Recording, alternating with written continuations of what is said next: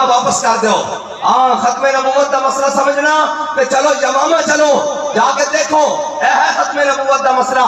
لوگوں نے بچیاں دا کھیل بنایا ہوا, آج کسی نے پتہ ہی نہیں ختم نبوت دا مسئلہ.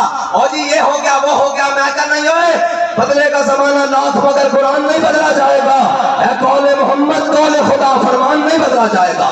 میں کہا خبردار کوئی ختم نبوت دے مسئلے ہوتے چوچنا کرے کسی دے دل میں کروڑ میں حصے بھی گل آ جاوے. تے ساڈے امام محمد رضا نے لکھا فتح باب نبوت پہ بے حد درود, ختم دور رسالت پہ لاکھوں سلام.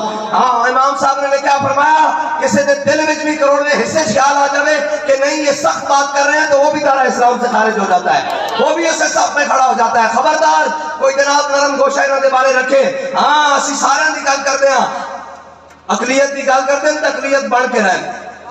ہاں اقلیت کی شناخت اپنان نہیں تا اے نہیں ہو سکتا کہ جناب وہ آکھن ہوتا ہے کہنے کہ اے مسلمان نہیں. میں کہا اچھا, میں کہا دجال دے پیروکارو تسی کی سمجھ دو کہ محمد عربی دے غلام مر گئے, یہ ختم نبوت دے پہرا دینا نہیں جانتے, انہوں نے پتہ نہیں کہ حضور دی ناموس کی ہے.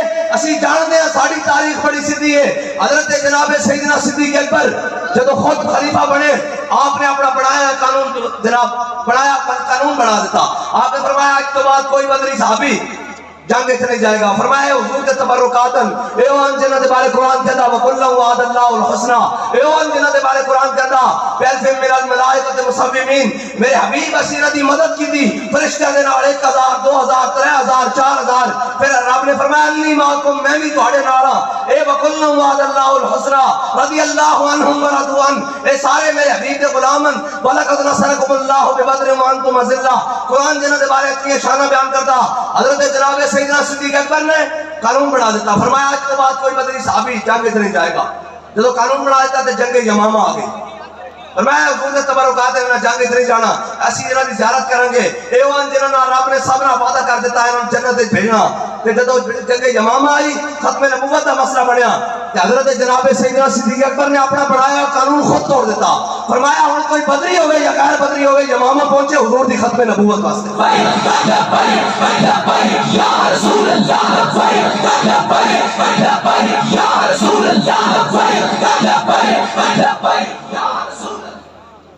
ختم نبوت میرے آقا مولا صلی اللہ تعالیٰ علیہ وسلم اور 1200 صحابہ جنگ یمامہ شہید ہوئے. اور صحابہ کہتے ہیں نہ اس تو پہلے اتنی تگڑی جنگ لڑی نہ اس تو بعد اتنی تگڑی جنگ لڑی. کہتے ہیں اتنی ڈاڑی جنگ, اور اس کے اندر میرے آقا مولا صلی اللہ تعالیٰ علیہ وسلم دے غلام حضرت سالم جیسے قاری قرآن بھی شہید ہو گئے. حضرت سالم جنہوں نے قرآن سن کے میرے آقا مولا نے آج ہاتھ چک دیتے. فرمایا یا اللہ تیرا شکر ہے کہ تو میری امت ایک سالم جیسا قاری قرآن پیدا کی تھا. ایسے ایسے شہید ہو گئے. اور حضرت حبیب بن زید انصاری حضرت ام عمارہ دے بیٹے میرے آقا مولا صلی اللہ تعالیٰ اے ہے غلام رسول دی شان. جدو حضور دی گل آوے تو پھر این سینہ چوڑا کر کے گل سن لی. اور کوئی دائیں بائیں دی گل سنے تو انہوں کہنا پر ہٹ کوئی یار دی گل سنا ملا, نہ لمے پینڈے پا ملا, نہ علمہ وچ پسا ملا.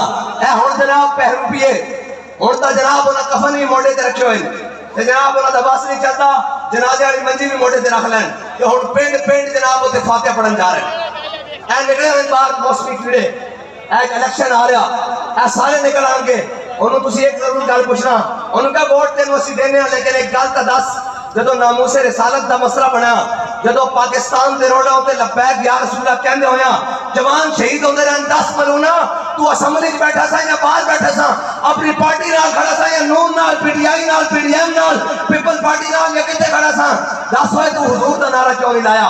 آج جناب گلی گلی روڈ ہوتے جناب الیکشن لگ گیا کیوں ہے جناب وہ ساڑھا چور آ رہا. میں کہا ہے چور ہوتے بھی اسی لعنت بھیجا توڑے ہوتے بھی لعنت بھیجا. یا رسول اللہ یا رسول اللہ. میں کیا ہے ختم نبوت دا ڈاکو آ رہا تے اس نو ایک گل کرنا چاہتے ہیں. ایدر زمنی کا زمنن گل وچ میں پوری کیتی جاواں. اینو ایک گل کرنا چاہتے ہیں. اسی پہلے مصروف سا عمران خان نال ہاں تے اسی بادشاہ وقت جناب میرے آقا مولا نے فرمایا بہترین جہاد جابر سلطان کے سامنے کلمہ حق کہنے کا ہے.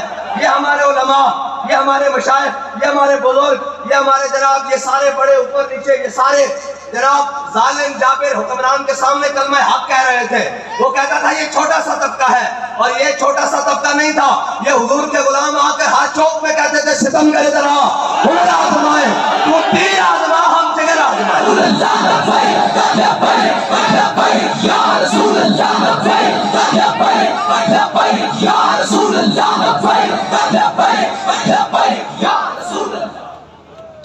میں تو سچی گل دساں, مینوں اجے نعرے دی چس نہیں آ رہی. اوے چشتیاں دی سرزمین, چشت تو چشتیاں تے بڑا چشتی ذوق ہی پورا نہ ہوے, خواجہ محمد بہاری دی سرزمین ہوے تے پھر این کر کے وجہ تے آ جاوے ہر چیز.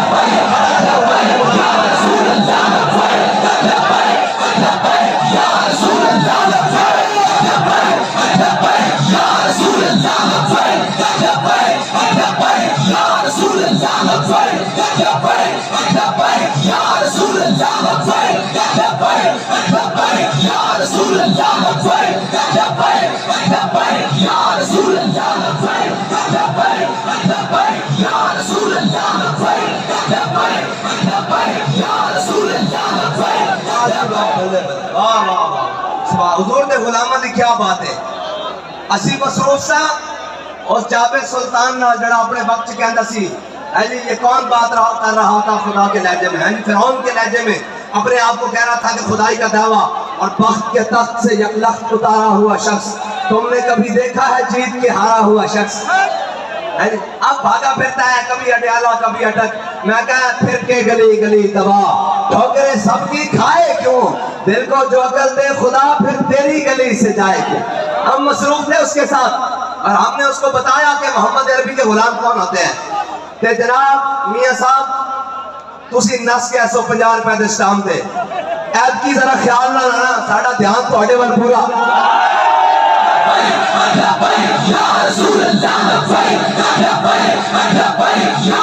ایب کی ذرا خیال نہ کہ ساڑا دھیان بھی تواڈے ول پورا. تے محمد عربی دے غلامہ نے تانوں 50 روپے دے اسٹام تے نسن نہیں دینا. ہاں ایب کی نسن. اور میں سن رہا تھا, میں بڑی عجیب قوم ہے, اور کہتے ہیں بندے تو کٹھے نہیں ہو سکتے بھائی, بندے کٹھے ہونے تو لبیک کا نعرہ لاؤ.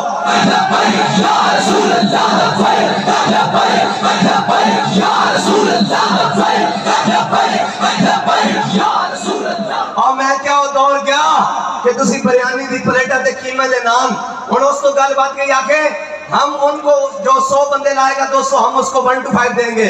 میں کہا جڑا 200 بندے لے آوے انہوں 1 to 5 دیو گے, تے جے تہاڈا گنجا ہی نہ آیا تو انہوں کیوں دیو گے.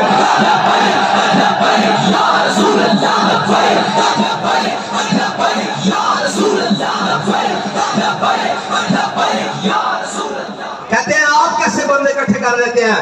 میں کہا بندے اکٹھے کرنے تا ناموس رسالت تے پیرا دے, بندے اکٹھے کرنے تا ختم نبوت تے پیرا دے, بندے اکٹھے کرنے تا کشمیر تے پیرا دے, کہ آج بھی بندے اکٹھے کرنے تا فلسطین تے پیرا دے.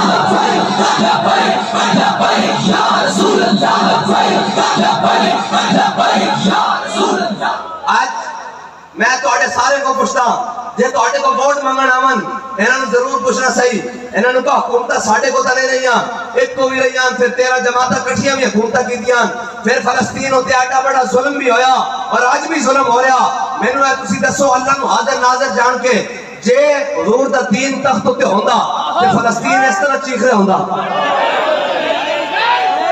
اگر حضور دا دین تخت تے ہوندا تے فلسطین دیاں بیٹیاں تے بچے اے کہہ رہے ہوندے کہ او مسلمانوں ہے تہاڈا بیت المقدس سے آؤ اس دی حفاظت واسطے.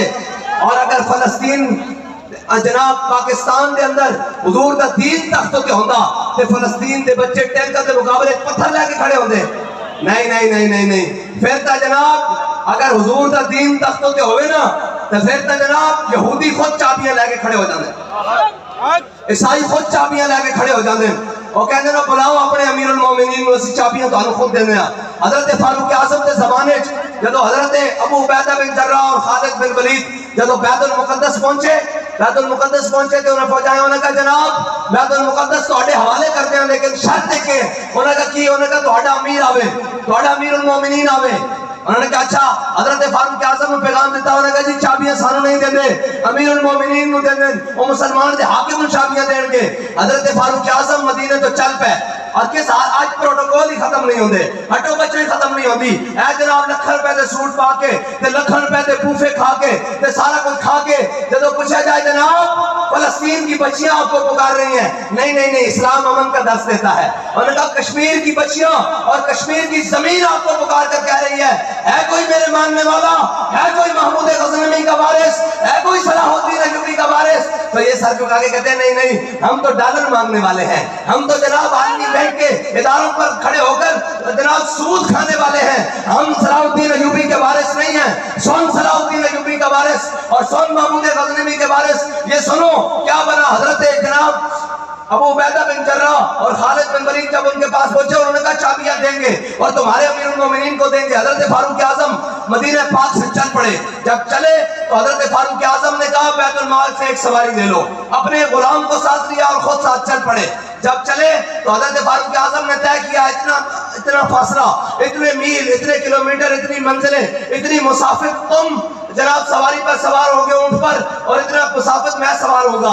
اللہ کی شان دیکھیں چلتے چلتے جب سامنے بیت المقدس آیا نا تو ان کے بڑے بڑے پادری, بڑے بڑے راہب, بڑے بڑے عالم, ان کے بڑے بڑے رؤساء امراء وہ اپنی جناب انجیل ساری کھول کر کھڑے ہوئے, اپنی کتابیں کھول کر کھڑے ہوئے اور جناب سامنے آ گیا وقت تو اوپر غلام کے چڑھنے کی باری آ گئی, فاروق اعظم کے نکیل پکڑنے کی باری آ گئی. تو غلام نے کہا امیر المومنین آپ اوپر سوار ہو جائیں. سامنے بڑے بڑے لوگ کھڑے ہیں, وہ کیا کہیں گے؟ فرمایا یہ وہ بات نہیں, یہ محمد عربی کے دین کا وارث ہے. فرمایا جو بات کی تھی وہ پوری کروں گا. میں نے کہا کیا بات؟ آپ نے فرمایا چل اوپر چڑھ جا. حضرت فاروق اعظم نے اپنے غلام کو اونٹ پر سوار کیا اور خود مہار پکڑ لی. جب خود مہار پکڑ لی تو وہ سارے جناب کھڑے تھے نا جو ان کے لوگ کتابیں کھول کر, انہوں نے کہا جناب بتاؤ کہ یہ جو اوپر سوار ہے یہ تمہارا امیر ہے یا جو نیچے چل کر آ رہا ہے وہ تمہارا امیر ہے؟ تو وہ شاعر کہتا ہے دیکھیے کس شان سے امت کا امام آتا ہے, خود تو پیدل ہے سواری پہ غلام آتا ہے.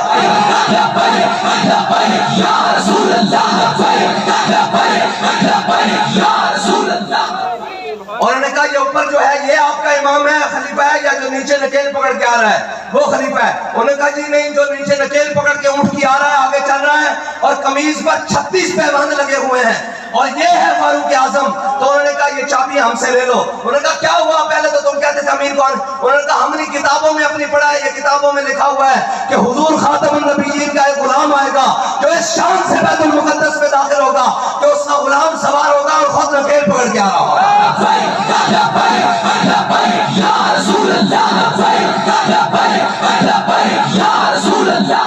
ہاں, اور یہ حضور کے غلاموں کی شان.